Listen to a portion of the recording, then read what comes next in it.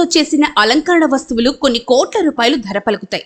ఏనుగు దంతం అంటే ప్రపంచంలో అత్యంత గిరాకీ ఉన్న అలంకరణ పదార్థం. దీంతో చేసిన ఏ వస్తువైనా సరే హోదాకు, ఐశ్వర్యానికి ప్రతిరూపంగా నిలుస్తుంది.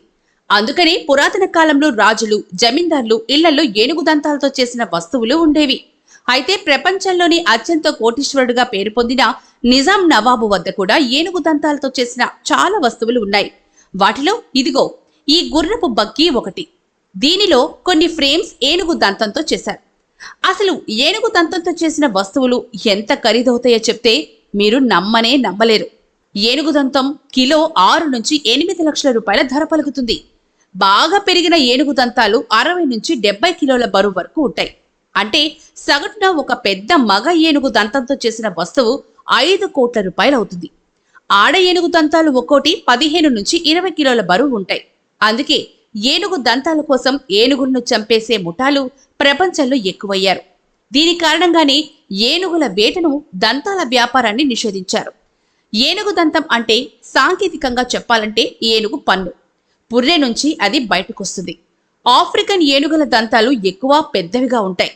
ఒకసారి ఏనుగు దంతం కోసేస్తే ఇక మళ్ళీ దానికి దంతం అయితే పెరగదు, అలాగే ఉండిపోతుంది. అందువల్ల నిషేధానికి ముందు వేటగాళ్లు ఏనుగులను చంపి ఆ దంతాలను తీసుకొని స్మగ్లింగ్ చేసేవారు. వీరప్పన్ కూడా ఇలాగే ఏనుగు దంతాలు స్మగ్లింగ్ లో 100 కోట్లు సంపాదించి ఎక్కడ పెట్టేశారు ఎవరికీ తెలియని పరిస్థితి. ఇప్పుడు సాలార్జంగ్ మ్యూజియంలో ఉన్న నైజాం కాలనాటి ఈ దంతపు గుర్రపు బగ్గీ రాజస్థాన్లో తయారు చేశారు. దీనికి అవసరమైన ఏనుగు దంతాలను కూడా ఆఫ్రికా నుంచి తెప్పించారట. ఇప్పుడు ఈ ఏనుగు దంతంతో ఫ్రేమ్తో తయారు చేసిన ఈ గుర్రపు బగ్గీ మార్కెట్లో పెడితే అంతర్జాతీయ మార్కెట్లో 100 కోట్లకు తక్కువ కాకుండా ధర పలుకుతుందట. అప్పట్లో రాజులు విలాసాల కోసం నోరు లేని జంతువులను చంపి ఇలా ఎన్నో అలంకరణ వస్తువులు తయారు చేసుకున్నారు.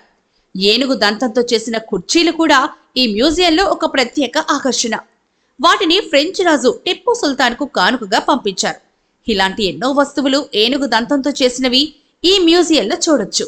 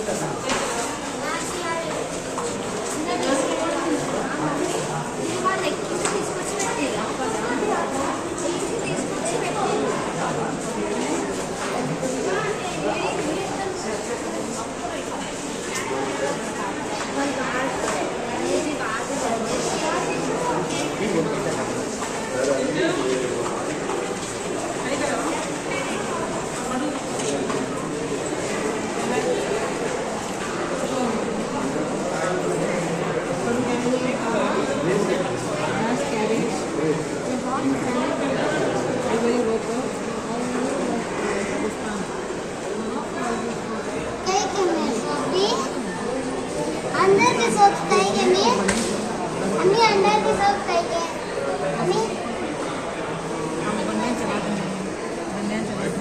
फसल बुरम बने